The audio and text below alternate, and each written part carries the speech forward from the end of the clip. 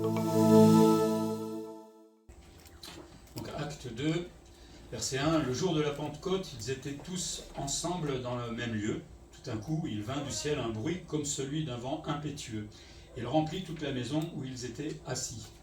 Des langues semblables à des langues de feu leur apparurent, séparées les unes des autres, et se posèrent sur chacun d'eux.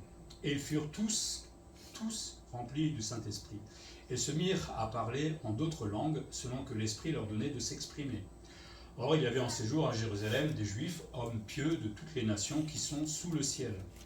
Au bruit qui eut lieu, la multitude accourut, et elle fut confondue parce que chacun les entendait parler dans sa propre langue.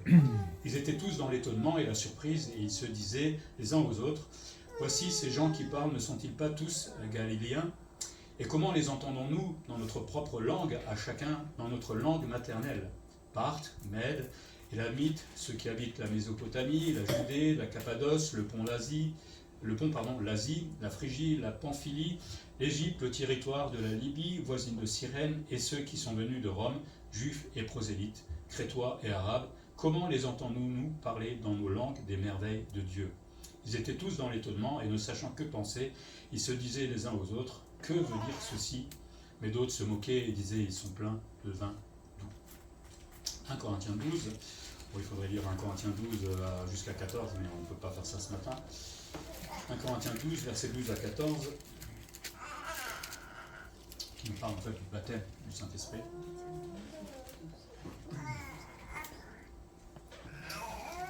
Car comme le corps est un et a plusieurs membres, et comme tous les membres du corps, malgré leurs membres, ne forment qu'un seul corps, ainsi en est-il de Christ. Nous avons tous, en effet, été baptisés dans un seul esprit pour former un seul corps, soit juif, soit grec, soit esclave, soit libre, et nous avons tous été abreuvés d'un seul esprit. Ainsi, le corps n'est pas un seul membre, mais il est formé de plusieurs membres. Alors, le parler en langue, c'est évidemment quelque chose qui divise les églises et les chrétiens, hélas. Parfois c'est fait de façon très sobre, parfois c'est fait de façon complètement folle, hélas, mais qu'est-ce qu'il en est en fait réellement aujourd'hui ? C'est ça la question. Alors moi je ne nie pas que le parler en langue a existé, mais dans l'église primitive, à l'époque de Actes, d'accord ? Et est-ce que c'est encore valable aujourd'hui ? C'est ce qu'on va essayer de voir ce matin ensemble. Le problème c'est que souvent on a tendance à bâtir les doctrines avec les expériences que l'on fait. Moi, je fais l'inverse. Je lis la Bible et ensuite je vais voir si je peux faire cette expérience-là. C'est pas parce que je ressens quelque chose et que j'ai l'impression que c'est un lien de Dieu que je vais bâtir une doctrine sur cela. Si je ressens que vous devez me donner 1000 € là chacun, mais ça vient de Dieu. D'accord ? En plus, c'est écrit dans la Bible qu'il faut payer le pasteur. On le fait ou pas ? Donc là, vous êtes égoïste. Et si vous me le feriez, je vais vous dire arrêtez tout de suite. Ce n'est pas mes sentiments qui vont gérer la doctrine. Évidemment, il y a des choses qui sont dites par rapport à ça dans la Bible, mais ce n'est pas ça qu'il demande. Donc on va essayer de remettre le parler en langue dans son contexte et on va tirer des conclusions bibliques. Première chose, on a vu dans Actes la réception du Saint-Esprit à la Pentecôte. Donc c'est ce consolateur que le Seigneur avait annoncé qui devait venir en Jean 15, 26. Quand sera venu le consolateur que je vous enverrai de la part du Père, l'Esprit de vérité qui vient du Père, il rendra témoignage de moi. Le Seigneur est parti et il nous a laissé le Saint-Esprit. Il a été envoyé le jour de la Pentecôte, qui est le début, si vous cherchez le commencement de l'Église, c'est la Pentecôte. Naissance de l'Église, le Seigneur a été monté au ciel quelque temps avant. Le consolateur ou le paraklétos, je ne sais pas si vous avez déjà entendu, on dit des fois le paraclé, c'est le grec en fait. On retrouve la même chose dans 1 Jean 1, 9, quand il dit il est fidèle et juste pour nous pardonner, il est notre consolateur. Il va être avec nous, il est dit dans Jean 14, 16, il est avec nous pour toujours, enfin jusqu'au moment où l'Église est évidemment enlevée. Il va nous rappeler l'enseignement de Jésus, en tout cas on va lire la Bible et il va nous aider à le comprendre. Il va aussi rendre témoignage de Jésus-Christ à travers de la Bible. Et puis on voit, comme j'ai dit dans 1 Jean 2, 1, qu'il est notre avocat. Consolateur, il faut dire aussi avocat en fait. Donc le Seigneur ne nous a pas laissés tout seuls. C'est formidable quand on y réfléchit. Et heureusement qu'on a le Saint-Esprit. Et donc on voit que la venue du Saint-Esprit s'est réalisée à Jérusalem et ils étaient tous réunis dans une chambre haute, comme on dit souvent. C'était des endroits assez hauts dans la maison. Et puis les gens étaient certainement en train de prier. Je ne sais pas exactement ce qu'ils faisaient, mais la promesse s'est accomplie et le Saint-Esprit est descendu. Un vent impétueux, comme il est dit, a rempli toute la maison. J'imagine que ça peut faire boum, un grand bruit. Ce qui est intéressant, c'est que vent, en grec, c'est pneuma. Et on traduit esprit aussi par pneuma. C'est le même mot, en fait, vent et Saint-Esprit, seulement c'est le contexte qui va nous dire qu'est-ce qui est vent et qu'est-ce qui est Saint-Esprit. Et on voit que des langues semblables à des langues de feu sont apparues séparées les unes des autres sur les chrétiens à ce moment. Et ça a provoqué quelque chose, des effets, on pourrait dire. Chacun chrétien qui était présent a reçu le Saint-Esprit. Il est dit, tous ont reçu le Saint-Esprit. Il n'y en a que quelques-uns. Je pense que tous étaient aussi convertis. Une chose qu'il faut se dire, c'est que personne ne cherchait le Saint-Esprit à ce moment-là. Ils attendaient une promesse, ils l'ont reçu. Et chacun l'a reçu sans distinction. D'accord ? Parce que souvent, par rapport au parler en langue, on nous dit qu'il faut le chercher pour le recevoir. Ben non, le Saint-Esprit, enfin, il faut chercher le Saint-Esprit, et au travers du parler en langue, vous avez le Saint-Esprit. Mais là, en fait, ce qu'on remarque, c'est que le Saint-Esprit a précédé le parler en langue. Ils ont d'abord dû avoir le Saint-Esprit, et c'est seulement après qu'ils se sont mis à parler en langue. Aujourd'hui, on nous dit, il faut que tu parles en langue pour prouver que tu as reçu le Saint-Esprit. C'est l'inverse. Donc c'est pas juste. D'accord ? Donc le parler en langue, c'est pas un signe du baptême du Saint-Esprit, loin de là. On reçoit le Saint-Esprit quand on se convertit, quand on accepte Jésus-Christ, qu'on s'est repenti de ses péchés, il nous régénère, et nous recevons le Saint-Esprit, mais il faut être né de nouveau pour cela, évidemment. Après, on mettra en place les dons spirituels que le Seigneur nous donnera à chacun, mais d'abord on reçoit le Saint-Esprit. Moi j'ai un pasteur un jour qui est pentecôtiste qui était venu, et la seule chose qu'il m'a demandé c'est est-ce que tu parles en langue? J'ai dit non, à part allemand éventuellement, mais ça ne leur plaira pas, et il m'a dit t'as pas le Saint-Esprit. Donc heureusement que j'étais un peu plus mature que ça. Non, j'ai le Saint-Esprit, ça je suis convaincu, parce que avant j'étais gothique, j'étais noir, presque à me suicider. Aujourd'hui je suis heureux et content d'avoir le Seigneur, donc c'est pas moi qui ai fait ça tout seul. C'est le Seigneur qui m'a transformé, régénéré, et me transforme encore au fur et à mesure. Donc n'ayez pas peur, vous avez le Saint-Esprit si vous avez vraiment demandé pardon au Seigneur. On voit qu'il n'y a pas beaucoup en fait, de passages de parler en langue en fait, dans la Bible, on en fait tout un flanc. Mais dans Actes, on voit par exemple le chapitre 2 où les Samaritains vont parler en langue. Ça va être difficile à faire parce que justement ils étaient Samaritains. On voit Corneille, le premier non-juif, qui va aussi se convertir et parler en langue à ce moment-là avec ceux qui étaient là. Et puis les disciples de Jean-Baptiste, qui a été baptisé du baptême de Jean, et donc ils n'avaient pas encore accepté Christ dans leur vie. Donc vont aussi accepter Jésus-Christ et se mettre à parler en langue. Et c'est tout. Si c'était tellement important, pourquoi on n'en parlait pas plus dans la Bible? Jésus mort sur la croix, on n'arrête pas d'en parler, c'est important. La résurrection, c'est important, etc. Mais là, on a seulement 3 ou 4 exemples dans les livres des Actes. Et on n'en parle plus après, à part dans Corinthiens 14. Mais je veux mettre l'accent sur le fait que tous se mirent aussi à parler en langue. Et surtout, quelle langue? Aujourd'hui, si vous allez sur, je ne sais pas où, dans une église pentecôtiste, vous entendez des chabala, chabalou, chibili, voilà, des trucs un peu bizarres. Seulement, quand on connaît le grec, dans Acte 2, il est dit que ce sont des dialectes, dialectos en grec. D'accord ? C'est des langues compréhensibles. Quand ils ont reçu le Saint-Esprit, ils se sont mis à parler dans des dialectes, je ne sais pas, allemand, chinois, enfin, non, ça, c'est pas des dialectes, mais bon, vous comprenez l'idée. Je ne connais pas les dialectes juifs. Toutes les langues, en tout cas, qu'on avait énumérées tout à l'heure. Donc, c'était des langues qui étaient compréhensibles, intelligibles par ceux qui entendaient parler des merveilles de Dieu. C'est quand même bizarre que vous n'avez pas la même langue que le juif, et vous arrivez d'un coup, vous le comprenez. C'est formidable, mais le gars, il n'a pas appris la langue. Ça, c'est intéressant quand même. Moi, j'aimerais bien parler l'anglais comme ça. J'ai eu du mal à apprendre l'anglais, et toujours du mal, et je crois que c'est pas un don chez moi, mais bon.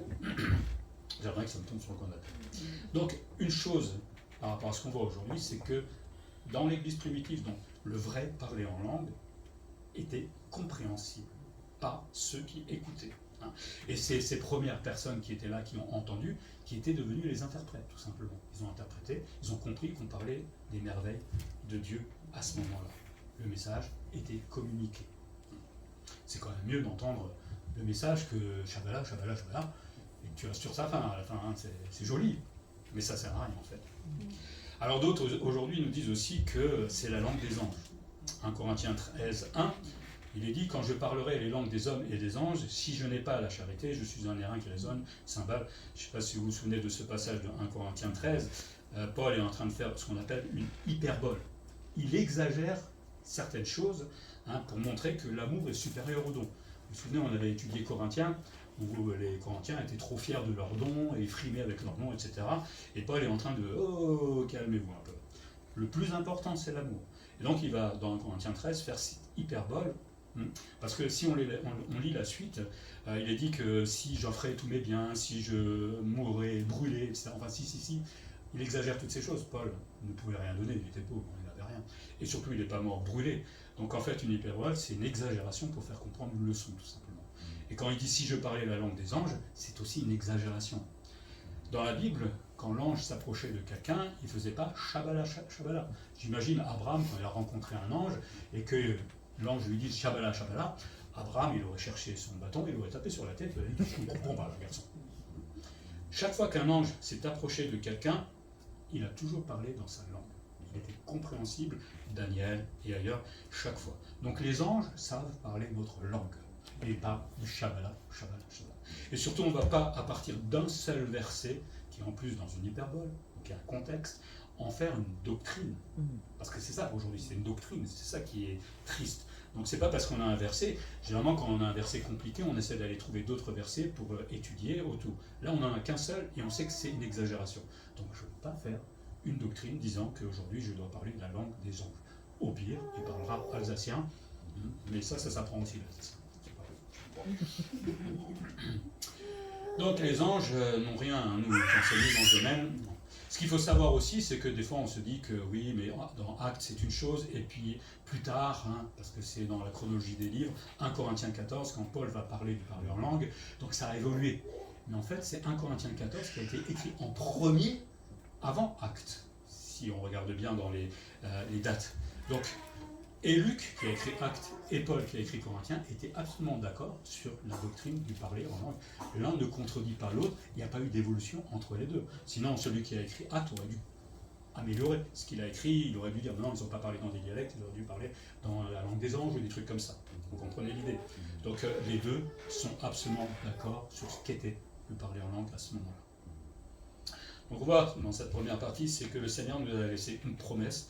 Et merci Seigneur d'avoir pensé à ce consolateur qui nous fait tellement du bien, qui nous révèle le Père, puisqu'on peut dire Abba, Père, et qui s'est accompli, enfin sa venue s'est accomplie et manifestée à la Pentecôte, et le signe était à ce moment-là parler en langue. Une autre chose qui est mal comprise souvent, c'est le baptême du Saint-Esprit. Pour beaucoup de chrétiens pentecôtistes ou autres, ils se disent on reçoit le Saint-Esprit, mais il faut avoir une expérience en plus. Je me souviens d'un chrétien qui m'a dit un jour, j'ai pris pour la première fois l'avion, il tremblait de peur, finalement ça s'est bien passé, il a dit j'ai reçu mon baptême du Saint-Esprit. Pardon, j'ai pas compris.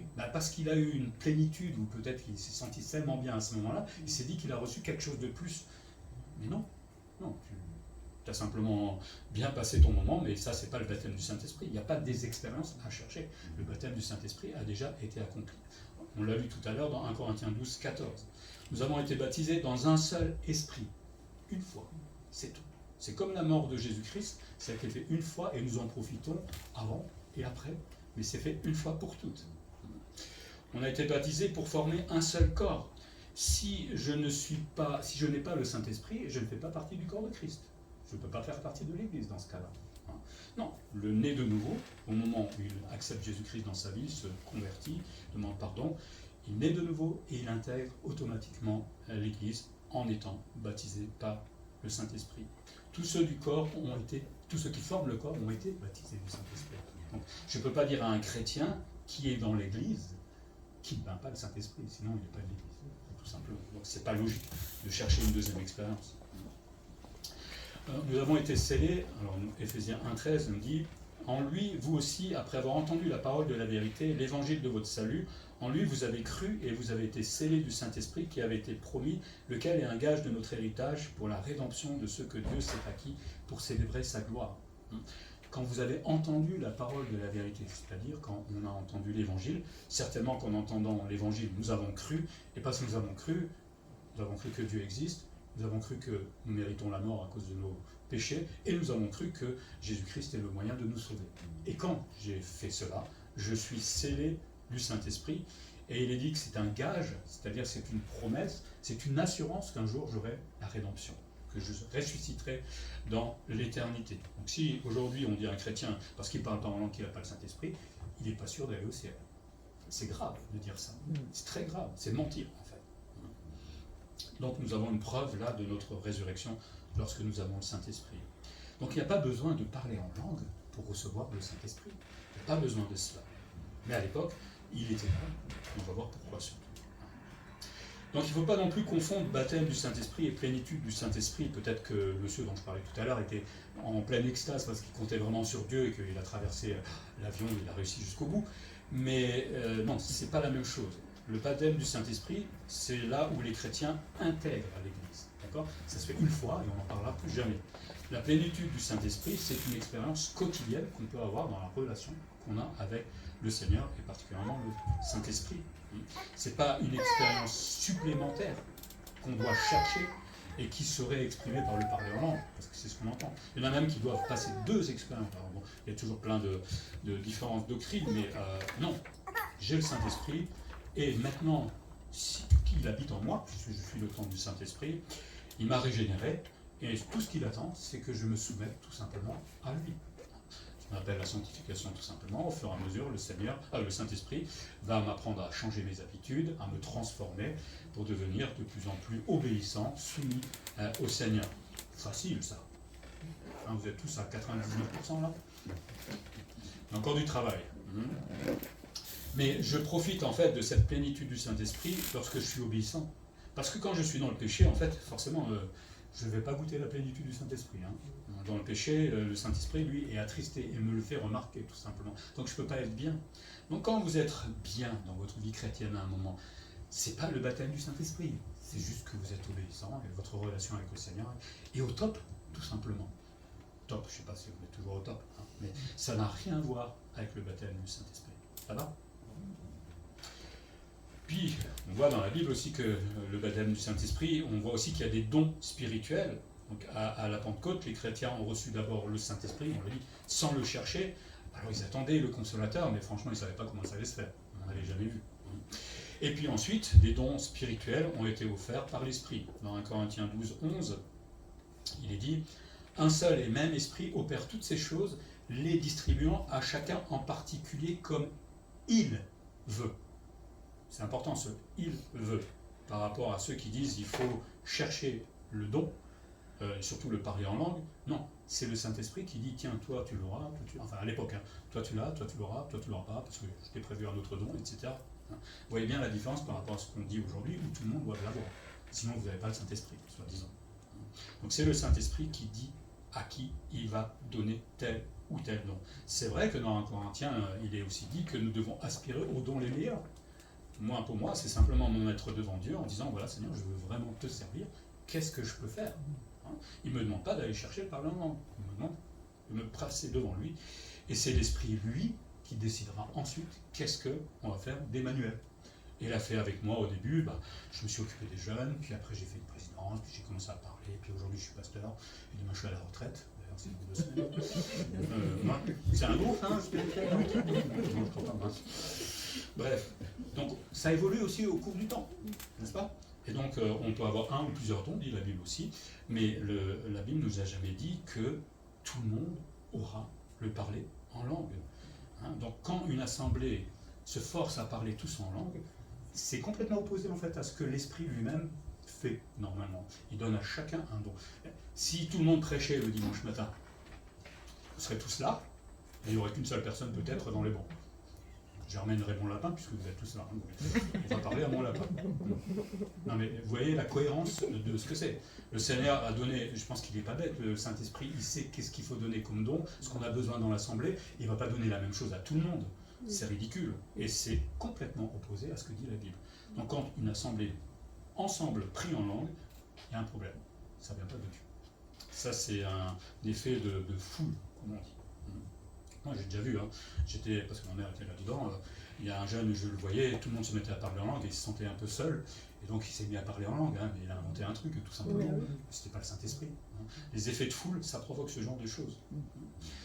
Donc nous n'avons pas tous le même don, parce que c'est contraire à la Bible.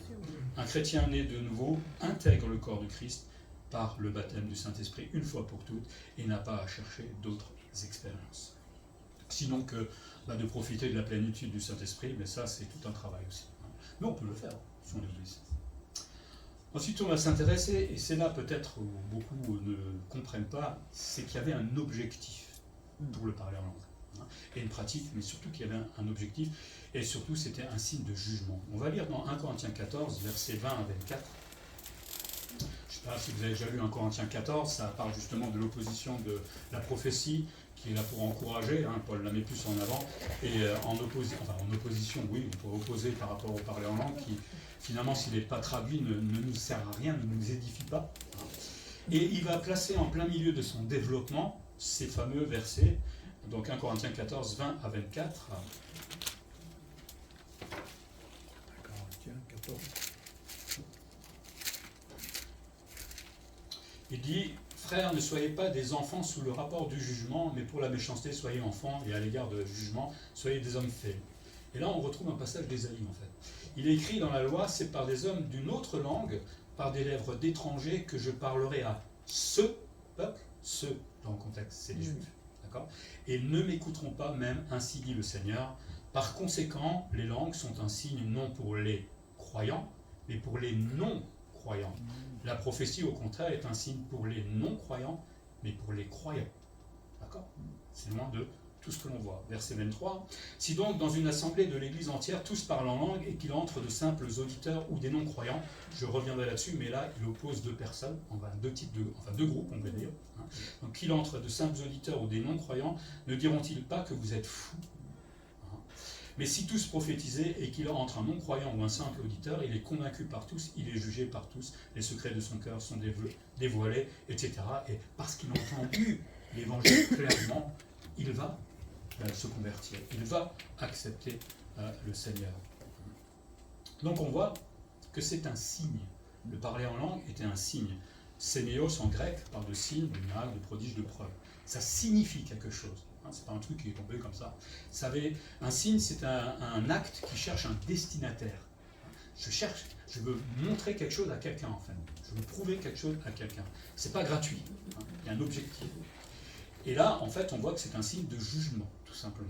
Pourquoi ? Parce que dans Ésaïe 28, 11, il est dit, et ça reprend un peu ce que Paul a dit, « Eh bien, c'est par des hommes aux lèvres balbutiantes et au langage barbare que l'Éternel parlera à ce peuple. » Dans le contexte, le peuple entend le prophète leur dire « Continuez pas à pécher et à être idolâtre, parce que bientôt l'envahisseur va venir. » Et pour le juif, on voit ça aussi dans Deutéronome 28, 49, l'Éternel fera partir de loin des extrémités de la terre une nation qui frontera sur toi d'un vol d'aigle, d'une nation dont tu ne comprendras point la langue. Donc pour le juif, quand il entendait une langue étrangère, il savait que c'était signe de jugement, tout simplement. Parce que, comme quand ils ont été transférés à Babylone, ou quand il y a eu des attaques, chaque fois qu'ils entendaient une autre langue, pour le juif, il savait qu'il y a un problème. Alors, c'est pas quand ils entendaient dans la journée, mais globalement, il y avait un jugement qui allait être prononcé. Et donc, on peut mettre la relation entre 1 Corinthiens 14, Ésaïe 28 et Deutéronome. Pourquoi Paul met ça là en plein milieu ? S'il ne veut pas dire quelque chose. Ça veut dire qu'il y avait un but dans ce qu'il était en train de nous dire. Tout simplement, il nous dit que pour le juif, lorsqu'il entend une langue étrangère balbutiante, c'est signe de jugement, à l'époque signe d'invasion ou de déportation, mais c'était quelque chose de terrible qui les attendait. Et là, ça va être un jugement contre l'homme. Enfin, globalement, c'est un jugement contre le péché. Ensuite, il dit c'est un signe pour les non-croyants. C'est bizarre qu'il insiste là-dessus.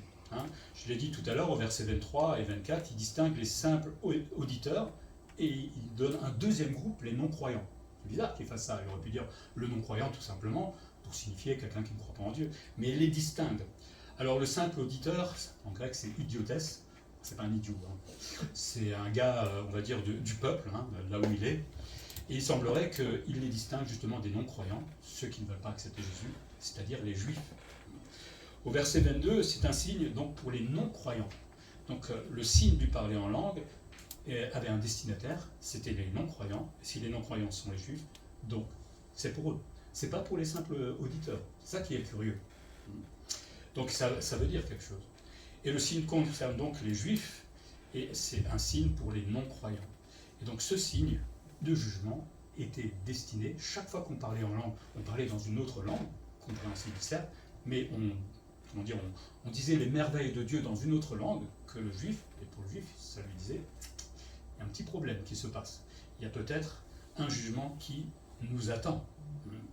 Et pourquoi un jugement? Tout simplement parce que, je ne sais pas si vous vous en souvenez, dans Matthieu 27, 25, quand Pilate va déclarer que Jésus va être condamné, tout le peuple répond que son sang retombe sur nous et sur nos enfants.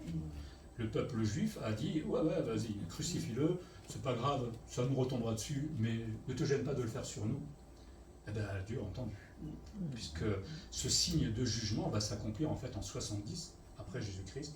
Titus et son armée vont rentrer dans Jérusalem. Alors, à ce moment-là, les Juifs, ils étaient en train de se battre. Il y avait 4 mouvements, je ne me souviens plus lesquels, mais qui se battaient les uns contre les autres, alors que Titus est en train d'envahir la ville. C'est dire combien, des fois, ils étaient bizarres. Ils auraient dû défendre la ville. Et finalement, Titus va détruire le temple et va déporter les Juifs pendant plus de 2000 ans. Ils ne vont pas retrouver leur pays. Le signe de jugement a été accompli en 70 et n'a plus lieu d'être. Donc aujourd'hui, si je parle en langue, en fait, si je fais un résumé, je dis aux Juifs, attention, vous allez être jugés en 70 après Jésus-Christ. C'est pas cohérent, on est bien d'accord? On l'a dit, le signe a un but et un destinataire. Le but étant accompli, il n'y a plus lieu d'être du parler en langue, tout simplement. Concernant la pratique des dons aussi, dans l'Église primitive, de ce don du parler en langue, 1 Corinthiens 12, 4 à 11, on va le lire.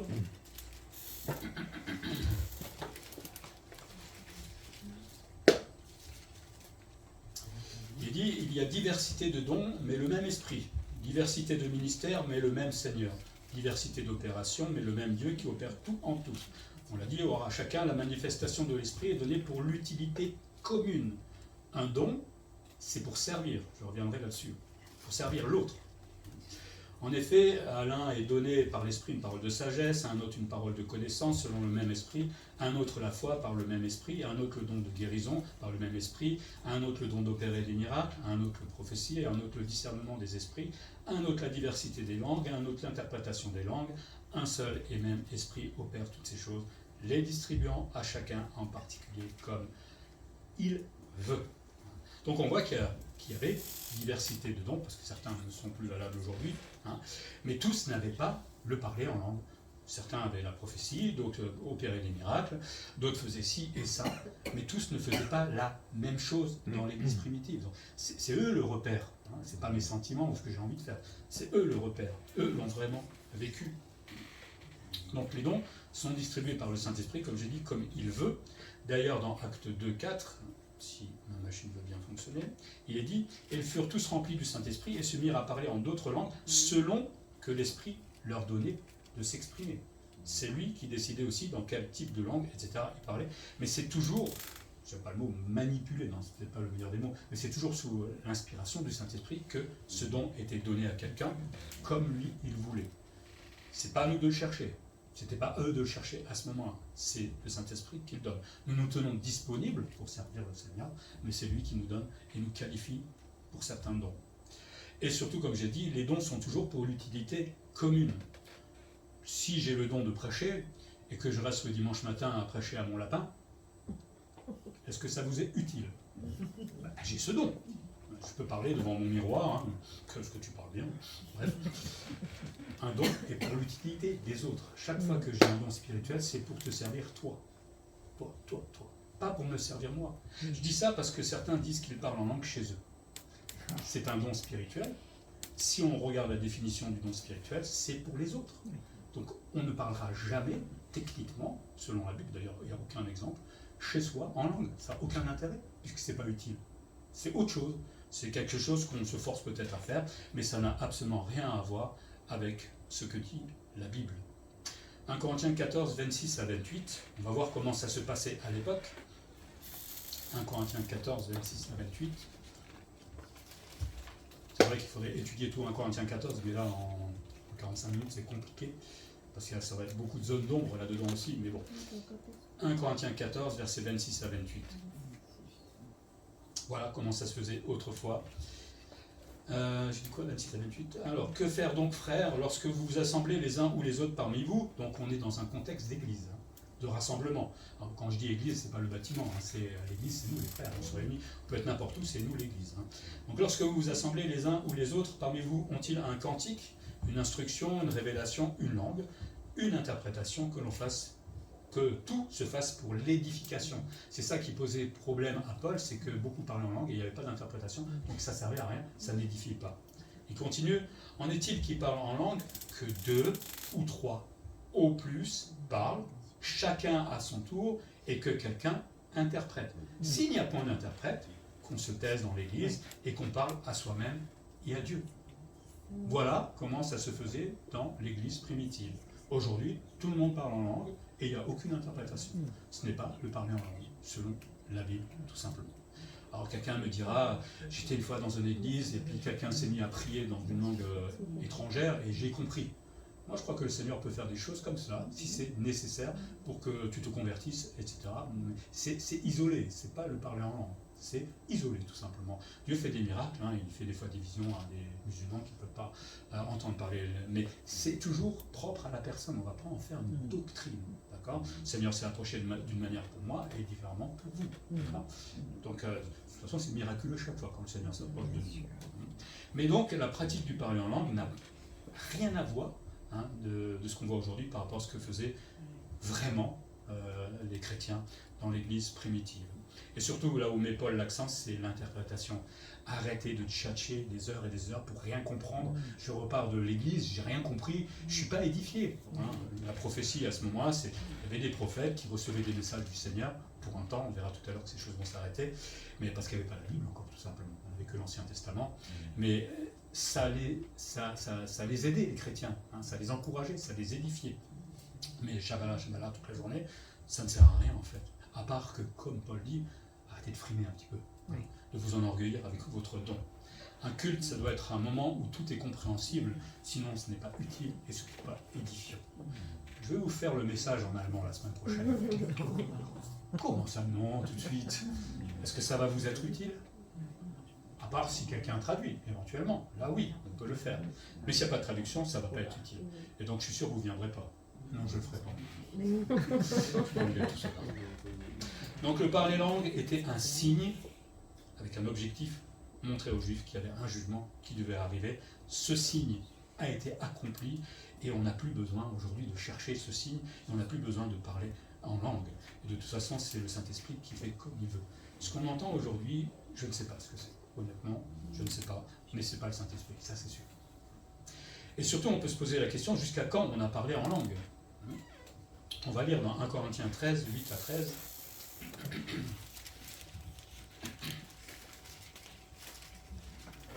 1 Corinthiens 13, versets 8 à 13. L'amour ne périt jamais, les prophéties seront abolies, les langues cesseront, la connaissance sera abolie. Car nous connaissons en partie et nous prophétisons en partie. Mais quand ce qui est parfait sera venu, ce qui est partiel sera aboli. Lorsque j'étais enfant, et là il va utiliser deux images en fait, entre l'immaturité et la maturité. Lorsque j'étais enfant, je parlais comme un enfant, je pensais comme un enfant, je raisonnais comme un enfant. Lorsque je suis devenu homme, j'ai fait disparaître ce qui était de l'enfant. Je suis passé vers la maturité. D'accord ? Verset 12. Aujourd'hui, nous voyons au moyen d'un miroir d'une manière obscure. Il faut savoir qu'à l'époque, les miroirs étaient polis. Et ce que vous voyez à l'intérieur, ce n'est pas les beaux miroirs que vous avez aujourd'hui. Hein. C'était assez flou en fait. Hein. Et ça, un miroir, ça réfléchit quoi? Votre visage. Vous, hein, pas quelqu'un d'autre. Donc nous voyons au moyen d'un miroir d'une manière obscure, mais alors nous verrons face à face. Aujourd'hui, je connais en partie, mais alors je connaîtrai comme j'ai été connu. Maintenant, ces trois choses demeurent, la foi, l'espérance, l'amour. Mais la plus grande de ces choses, c'est évidemment l'amour. Je ne sais pas si vous avez noté que dans le verset 8, les prophéties seront abolies, les langues cesseront et la connaissance sera abolie. Il y a deux verbes qui sont employés là et qui n'ont pas le même impact. Abolir en grec, katageo, c'est quelque chose qui s'arrête net. Donc prophétie, connaissance, s'arrêtera net, à un moment. On a vu quand le parfait viendra. Par contre, le verbe pour langue, qui est cesser, c'est quelque chose, en fait, ça veut dire s'apaiser, abandonner. En fait, c'est quelque chose qui va cesser de lui-même. Donc on voit deux traitements entre la prophétie et la connaissance, qui s'arrête net, et puis le parler en langue, qui va tout doucement s'arrêter de lui-même. Et tout ça, ça va s'accomplir quand le parfait sera venu. La question maintenant, c'est de savoir qu'est-ce que c'est que ce parfait. Alors c'est pas vous, hein, c'est sûr. Téléos en grec, qui signifie devenu parfait, homme fait, accompli. Vous avez compris qu'il y a l'idée là-dedans de perfection. Et on a vu tout à l'heure qu'il y avait aussi deux images de à un moment on n'était pas parfait, à un moment on est devenu mature. Maturité. Donc quand le parfait sera là, ça parle d'une période de maturité. J'ai deux schémas. Tu peux m'en afficher un? C'est plus simple avec les images pour vous faire comprendre, parce qu'il y a deux écoles qui disent que, un pense que le parfait c'est Jésus-Christ, et d'autres qui disent que c'est le canon biblique. Alors, moi j'aime bien les schémas parce que ça nous permet de voir. J'ai pas mon truc pour... je vous laisse regarder un petit peu. Donc le schéma, il est composé simplement, ça c'est le temps, on pourrait dire.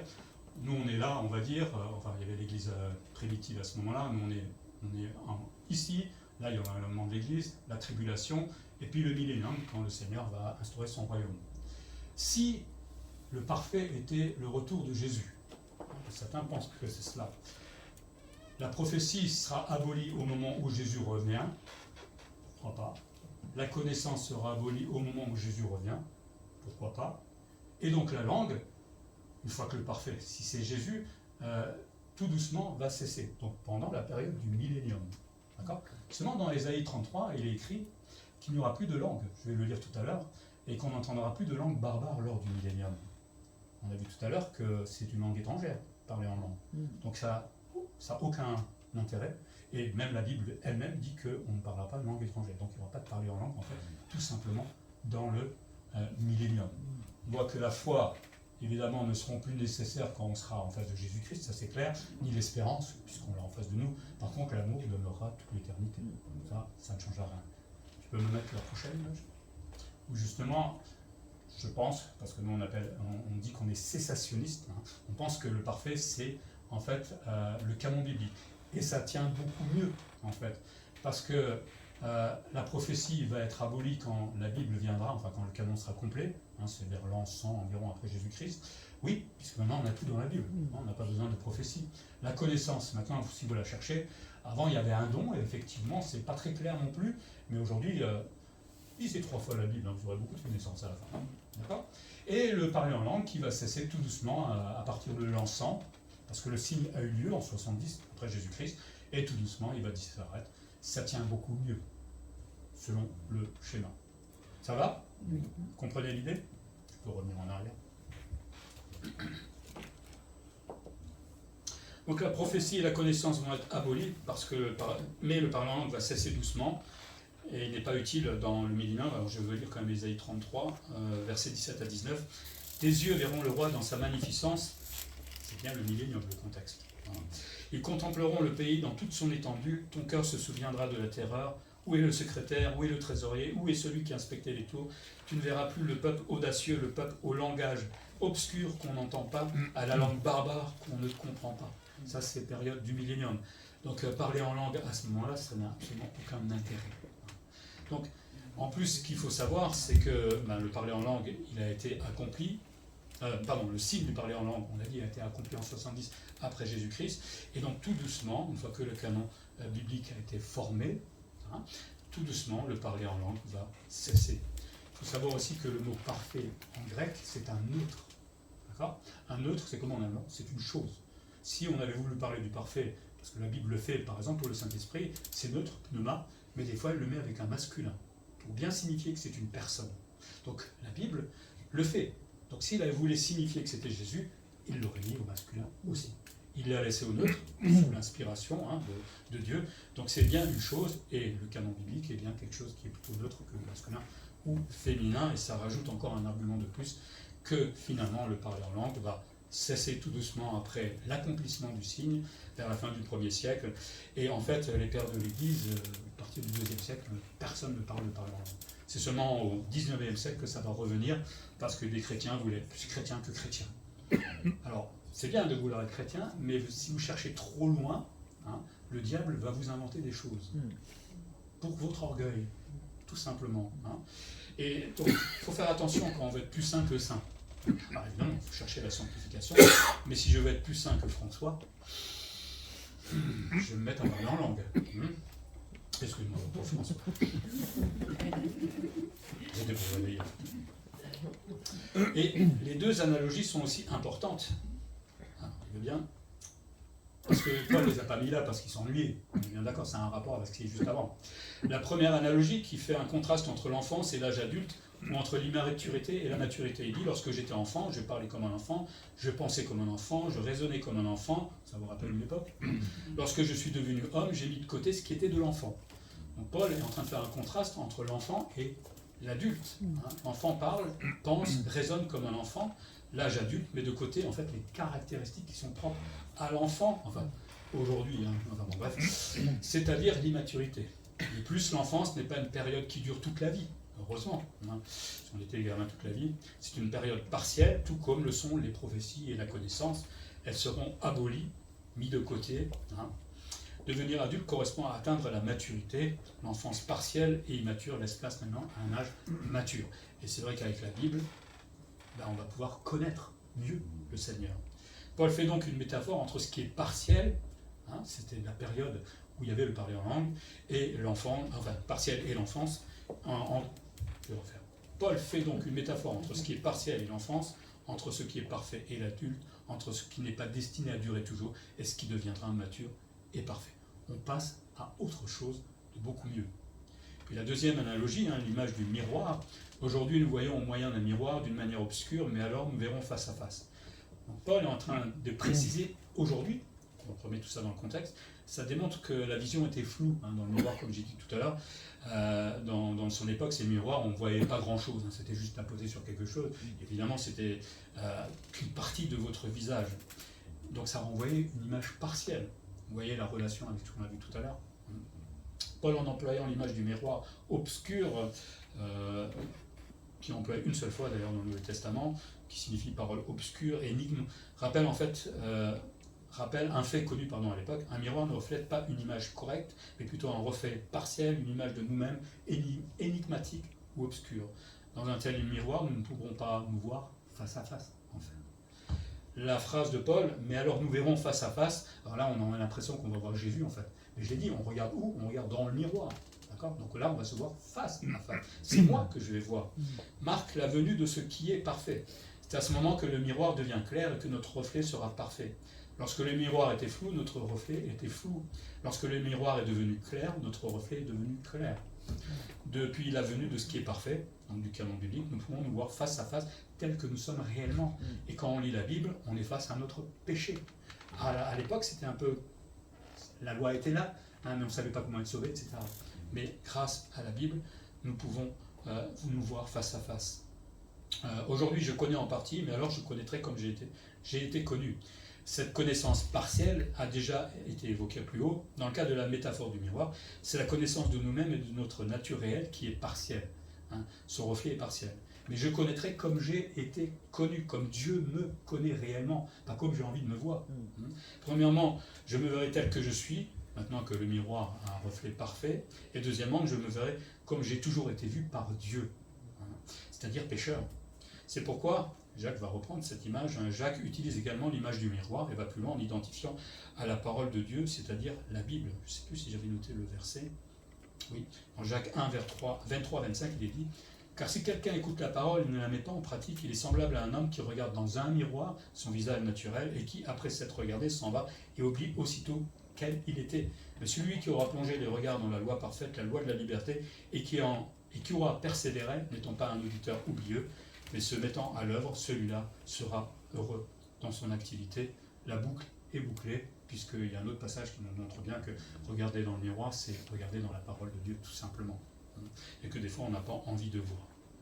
Donc, on voit là que Paul nous dit que connaissance, prophétie seront abolies quand le canon biblique est là, puisque maintenant on peut jeter les regards dedans. C'est cette époque d'enfance, d'immaturité, qui va devenir une période de maturité, à condition évidemment qu'on la lise, hein, la Bible, et l'image du miroir, hein, cette période floue, où on connaissait, où on savait que certaines choses allaient arriver, et maintenant on a un regard clair au travers de la parole de Dieu.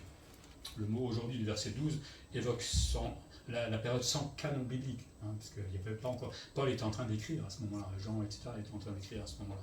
C'était donc cette période d'immaturité. Ils avaient l'Ancien Testament, mais ce n'était pas suffisant pour comprendre.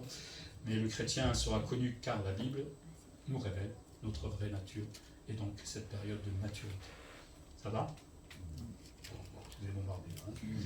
Mais c'est tout simplement ça, le parler en langue. Donc le parler en langue a cessé, 1er siècle, 2e siècle environ, et n'a plus lieu d'être puisque le signe, l'objectif qu'il avait pour Dieu, pour les Juifs, a été accompli. Donc pourquoi parler en langue ? Puisque c'est accompli, ça ne sert à rien. Ça ne sert plus à rien. Nous vivons, nous, aujourd'hui, une époque bien meilleure parce que nous avons la Bible. Plutôt que parler en Shabbalah, lisez la Bible. Vous apprendrez beaucoup plus de choses. Pour terminer, tous ceux qui sont nés de nouveau sont baptisés du Saint-Esprit. N'ayez pas peur si on dit le contraire. C'est la Bible qui est importante, ce n'est pas les émotions, ce qu'on peut éprouver, qui est la vérité. Je suis né de nouveau, j'intègre le corps de Christ et j'ai reçu le Saint-Esprit. Et il ne va pas s'en aller. Il va des fois me titiller parce que je n'obéis pas. Ça, c'est normal, il va être attristé. Il va m'encourager dans ma foi et il va me sanctifier. Merci Seigneur pour cette personne qui m'aide au quotidien. Aussi, le parler en langue n'est pas le signe de la réception du Saint-Esprit. Rien à voir.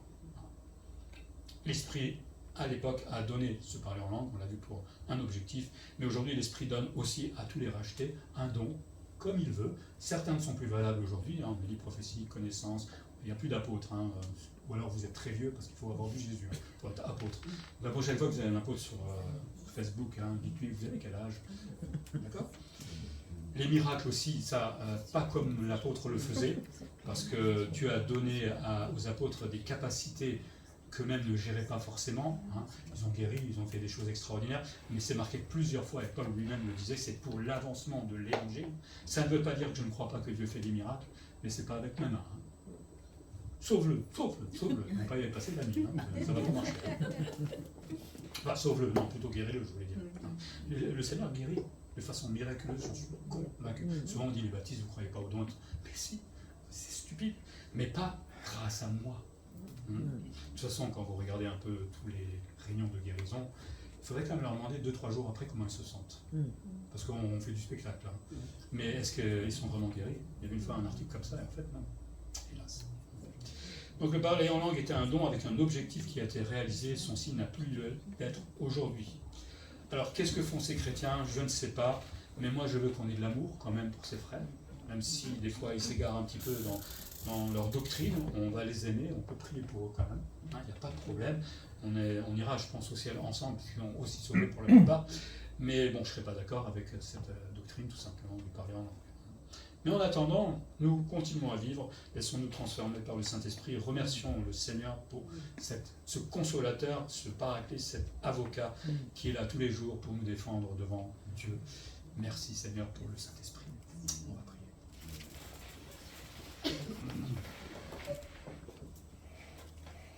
Oui, Seigneur, merci pour ta parole qui est la vérité. C'est vrai que beaucoup bâtissent des doctrines sur ce qu'ils ressentent, sur ce qu'ils ont vu. Mais le vrai exégète, celui qui veut vraiment étudier ta parole et vivre selon ta parole, cherche des réponses dans la Bible, Seigneur. Et toutes les réponses sont là par rapport au parler en langue. Il a bien existé, mais dans une forme vraiment différente de tout ce qu'on voit aujourd'hui, avec une ferme discipline, puisque chacun devait prendre son tour et il fallait avoir une interprétation. Mais ce parler en langue a eu un objectif qui a été atteint et qui n'a plus lieu d'être aujourd'hui. Et Seigneur, merci pour les autres dons que tu nous as laissés aujourd'hui. Et je te prie pour chacun d'entre nous que nous puissions chercher justement le don que tu nous donnes, que l'Esprit distribue à chacun comme il veut, et peut-être différemment dans la vie. Aide-nous à te devenir utile, Seigneur, parce que le don c'est pour servir mon frère, servir ma sœur, pas pour moi, égoïstement. Seigneur, fais-nous grandir aussi dans notre vie de sanctification, puisque tu nous as donné l'Esprit. C'est vrai que nous ne sommes pas toujours très sages, évidemment, mais tu vas nous aider à changer, à nous améliorer pour te faire gloire et te remercier, Seigneur. Je prie peut-être pour ceux qui s'égarent dans ce genre de doctrine, Seigneur, que s'ils ont l'Esprit, qu'il leur parle, qu'il les aide à comprendre ta parole et à revenir dans le droit chemin, Seigneur, parce que nous avons tout en toi. te prie en Jésus-Christ. Amen. Amen.